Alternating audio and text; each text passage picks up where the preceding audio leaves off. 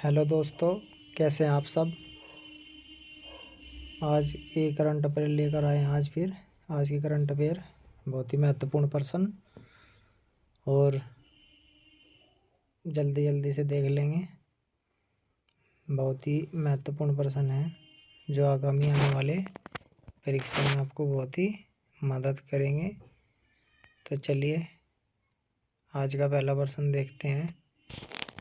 और पहला पर्सन है हमारा पर्सन नंबर 1। भारत के पहले डार्क स्काई पार्क का पुरस्कार किस टाइगर रिजर्व को मिला है। तो किस टाइगर रिजर्व को मिला है, उत्तर क्या है, पेंच टाइगर रिजर्व। ठीक है, अब इसके कुछ महत्वपूर्ण तथ्य और हैं जो देख लेंगे, जो इनसे संबंधित परीक्षा में आ सकते हैं। तो ये देख लेंगे कि पेंच टाइगर रिजर्व है कहाँ। तो है कहाँ है, ये दो जगह है, महाराष्ट्र में भी है और महाराष्ट्र में तो है ही है। महाराष्ट्र में पेंच टाइगर रिजर्व भारत का पहला डार्क स्काई पार्क बन गया है। ठीक है, और एशिया का 5वां। तो ये ध्यान रखेंगे, एशिया का 5वां और भारत का पहला। तो ये खास है, बहुत इम्पोर्टेंट। अच्छा, ये मध्य प्रदेश में भी है, ये मध्य प्रदेश में भी है, मध्य प्रदेश में भी है। ठीक है, और मध्य प्रदेश में इसका 1100 कुछ किलोमीटर का एरिया है, 1100 कुछ, और इसमें 700 कुछ किलोमीटर का एरिया है। तो ज़्यादा मध्य प्रदेश में है और कम ये इसमें है। एक खास बात हो रही है, जो टीवी पे नाटक आता है इसका, द जंगल बुक से, द जंगल बुक। ठीक है, क्या है इसका नाम, द जंगल बुक। और ये जो पेंच टाइगर है मध्य प्रदेश में भी है। और तो उसमें है मोगली, मोगली नाम सुना है, मोगली। तो द जंगल बुक मोगली वो यहीं का सीन है, मतलब यहीं पे बना है मध्य प्रदेश से। ठीक है, तो इस तरीके से भी आ सकता है क्योंकि दो राज्यों में फैला हुआ है। चलिए अगला देखते हैं, इसका पॉइंट क्या है। अगला पॉइंट है इसका, देखेंगे। यह मान्यता रात के आकाश की सुरक्षा, प्रकाश प्रदूषण पर अंकुश लगाने और खगोल विज्ञान के प्रति उत्साही। ठीक है, एक तो रात की सुरक्षा, रात के आकाश की सुरक्षा और प्रकाश प्रदूषण पर अंकुश लगाने और खगोल विज्ञान के प्रति उत्साहित। ठीक है, और अगला क्या है, स्टार गेजर्स के लिए एक आदर्श वातावरण स्थापित करने के लिए रिजर्व की प्रतिबद्धता प्रमाण है। ठीक है, चलिए आगे देखते हैं। अगले पॉइंट में क्या है, इंटरनेशनल एस्ट्रोनॉमिकल यूनियन के नेतृत्व में the dark and quiet skies for science एवं सोसाइटी वर्किंग ग्रुप राष्ट्रीय एवं स्थानीय सरकार द्वारा डार्क स्काई पार्क के निर्माण की वकालत करता है। ठीक है, अब ये जो संगठन है ये इन्हें बनाने की वकालत करता है। ठीक है, चलिए आगे देखते हैं अगला पर्सन। और अगला पर्सन देखने से पहले एक बार समझ लेंगे कि डार्क स्काई रिजर्व है क्या। ठीक है, डार्क स्काई रिजर्व एक ऐसा क्षेत्र, ठीक है, जो आमतौर पर एक पार्क या वेधशाला के आसपास होता है, जिसे कृत्रिम प्रकाश प्रदूषण से मुक्त रखा जाता है। डार्क स्काई संरक्षण का उद्देश्य आमतौर पर खगोल विज्ञान को बढ़ावा देना है। ठीक है, यदि पूछ ले कि इसका क्या उद्देश्य है, खगोल विज्ञान को बढ़ावा देना है। ठीक है, चलिए आगे देखते हैं अगला पर्सन, पर्सन नंबर 2। और पर्सन नंबर 2 में हम देखेंगे, किस राज्य ने 3 से अधिक बच्चे पैदा करने पर महिलाओं को योजना का लाभ नहीं देने का निर्णय लिया है। ठीक है, कि जिसके 3 से ज़्यादा बच्चे होंगे उसको सरकार महिलाओं को लाभ नहीं देगी। ठीक है, चलिए कौन सा राज्य है वो, असम। और असम की राजधानी दिसपुर। ठीक है, अब देखते हैं इसके महत्वपूर्ण क्या फैक्टर हैं। चलिए एक बार महत्वपूर्ण फैक्टर पर भी नजर डालते हैं। राज्य सरकार द्वारा ग्रामीण महिलाओं उद्यमियों के लिए, ठीक है, शुरू की गई योजनाओं में कुछ शर्तों के साथ है।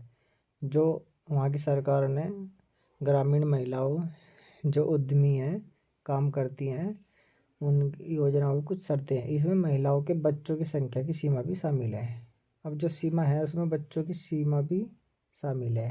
बच्चों की सीमा कितने बच्चे तक रखने हैं। शर्तों के अनुसार सामान्य और ओबीसी वर्ग के महिलाओं को अगर योजना का फ़ायदा उठाना है चाहती हैं तो 3 से ज़्यादा बच्चे नहीं होने चाहिए। अब ओबीसी और जनरल के लिए, ठीक है, 3 बच्चे होने चाहिए, ओबीसी और जनरल। और एसटी और एससी और एसटी के लिए कितने, 4 बच्चे की सीमा रखी है। 4 बच्चे हो सकते हैं अधिकतम। ठीक है, चलिए अगला प्रश्न देखते हैं। किस देश ने उपग्रह आइंस्टीन प्रोब लॉन्च किया है। तो किस देश ने किया है, चीन ने। और इसके महत्वपूर्ण फैक्टर देख लेते हैं। जे प्रोब है कमल के आकार का है और इसमें 12 पंखुड़ियाँ और 2 पुंकेसर हैं। ठीक है, चलिए अगला प्रश्न देखते हैं। प्रश्न नंबर 4, चलिए देखते हैं। हाल ही में भारतीय अर्थशास्त्र के चौथे वार्षिक सम्मेलन का उद्घाटन कहाँ किया गया, श्रीनगर में। ठीक है, और श्रीनगर किसकी राजधानी है, जम्मू कश्मीर की। ठीक है, चलिए अब देखते हैं इसके 2 फैक्ट हैं। एक तो ये जो प्रोग्राम हुआ था, सम्मेलन हुआ, ये कश्मीर विश्वविद्यालय में हुआ। ठीक है, और दूसरा इसका उद्घाटन किसने करा, वहाँ के उपराज्यपाल मनोज सिन्हा ने किया है। ठीक है, क्योंकि ये एक केंद्र शासित राज्य है तो वहाँ से उपराज्यपाल ही होता है, राज्यपाल नहीं। तो चलिए अगला प्रश्न देखते हैं।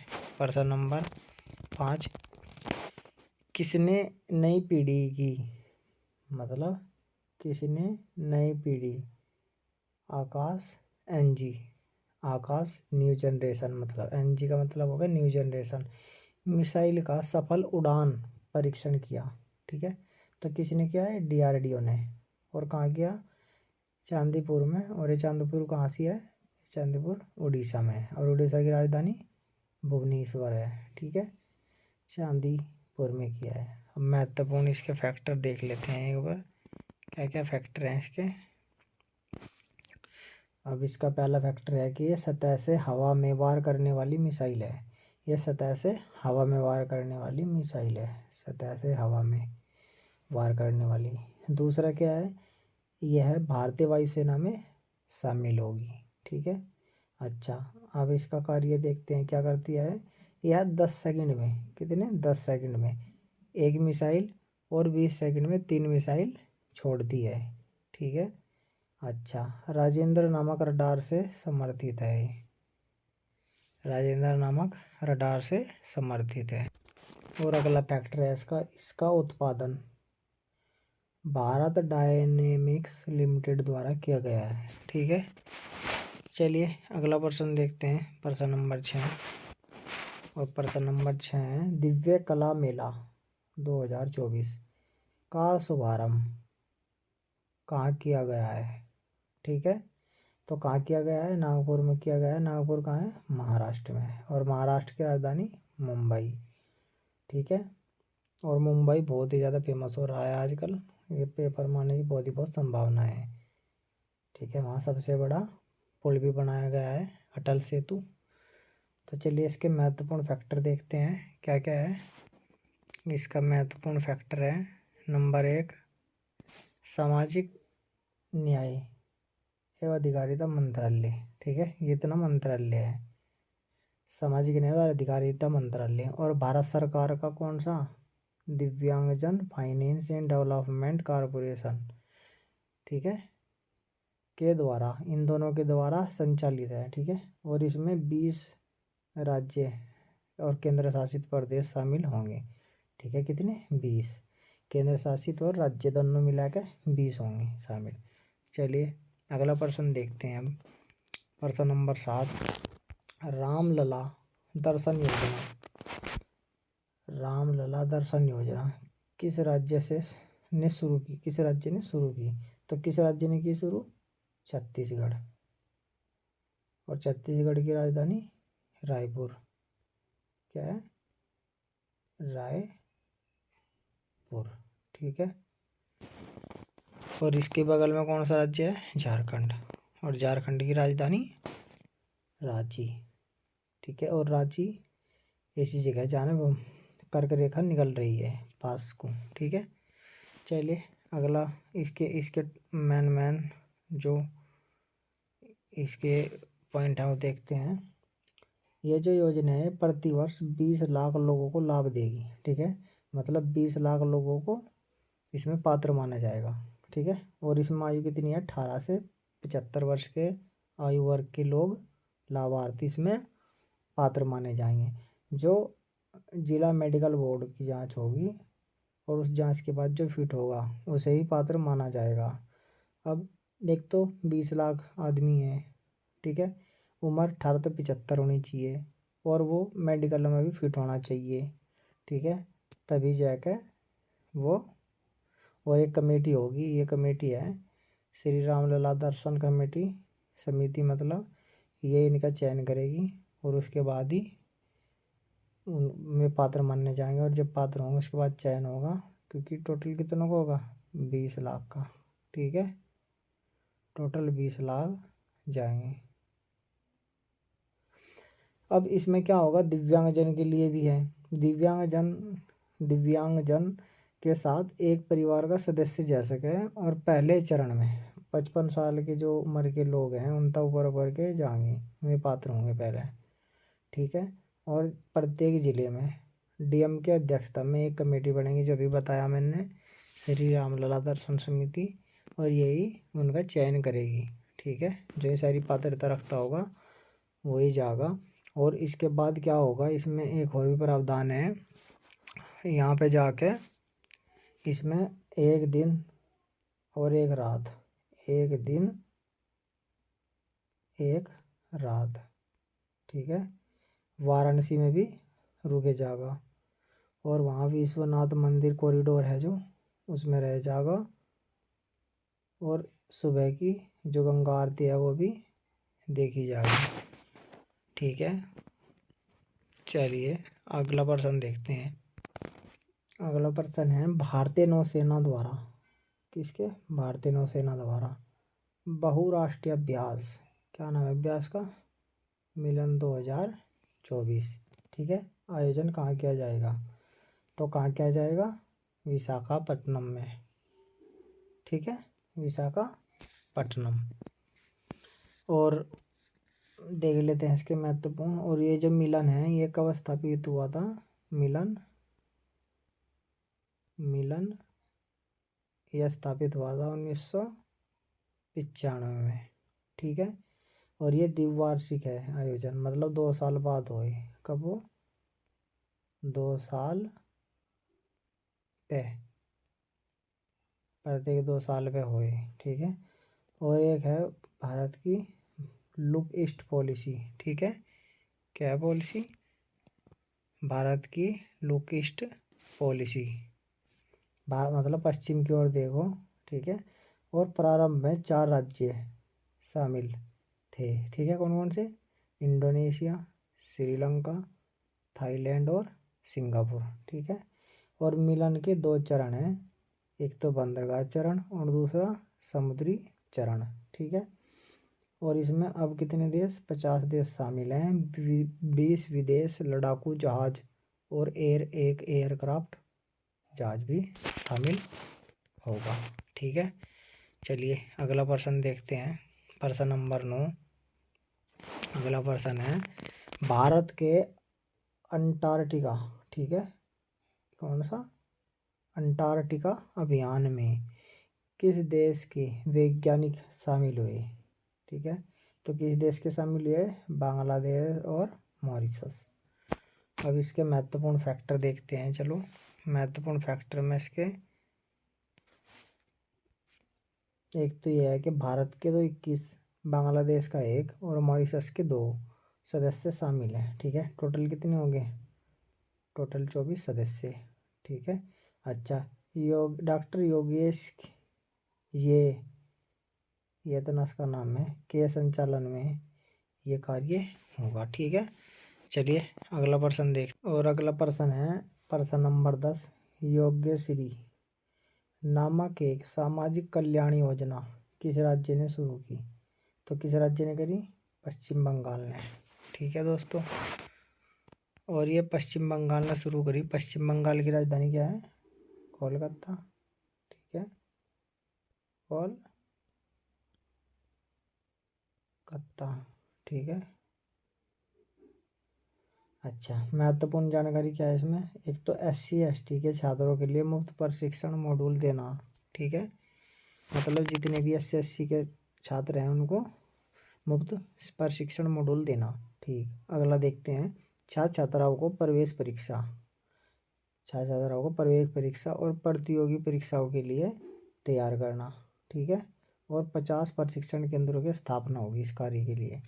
अब इसमें क्या है, इसमें जो SC शेड्यूल कास्ट अनुसूचित जाति और ST शेड्यूल ट्राइबल्स अनुसूचित जनजाति के छात्रों को मुफ्त फ्री में प्रशिक्षण मॉड्यूल दिया जाएगा। और इसमें उनकी जो प्रवेश परीक्षा है, किसी भी क्लास में एडमिशन लेने की, जैसे PhD में एडमिशन लेना किसी ने, या किसी ने BTech में लेना, या किसी ने BSc में लेना, किसी ने 12वीं में, या जहाँ भी परीक्षा हो रही हो प्रवेश के लिए, जैसे KVS हो, NVS हो, केंद्रीय विद्यालय संगठन, जवाहरलाल नेहरू विद्यालय नेहरू। ठीक है, और ये और प्रतियोगी परीक्षाओं, प्रतियोगी का मतलब जितनी भी नौकरी से संबंधित परीक्षाएं हैं, जैसे UPSC PCS या पुलिस की होगी, पटवारी की होगी, जितनी भी भर्ती होगी प्रतियोगी परीक्षाएं उनके लिए तैयारी करवाएंगे। और इस चीज़ के लिए कितने प्रशिक्षण केंद्रों की स्थापना होगी? 50। ठीक है, ध्यान रखिए। कौन सी सरकार कर रही है? पश्चिम बंगाल की सरकार। मुख्यमंत्री कौन है पश्चिम बंगाल में? ममता बनर्जी। चलिए अगला प्रश्न देखते हैं, जो आज का अंतिम प्रश्न है, और प्रश्न नंबर 11। युवा निधि योजना किस राज्य ने शुरू की? ठीक है, तो किस राज्य ने करी? कर्नाटक। कर्नाटक की राजधानी बेंगलुरु। और इसके महत्वपूर्ण फैक्ट देख लेंगे जो बहुत ही महत्वपूर्ण है। क्या क्या है इसमें? ये जो योजना है ये शिक्षित बेरोजगार के लिए योजना है। ठीक है, और इसमें 2 वर्ष के लिए ये योजना है, एक बंदे के लिए यस नौकरी मिलने तक। मतलब किसी ने यदि नौकरी मिल गई 2 साल तक पहले ही, तो उसको ये लाभ नहीं मिलेगा। यदि किसी ने 2 साल के अंदर नौकरी नहीं मिल रही है और उसे 2 साल तक भी ज़्यादा हो गए, तो उससे सिर्फ 2 साल तक ही ये योजना का लाभ मिलेगा। ठीक है, 2 साल तक ही, चाहे नौकरी लगो या ना लगो।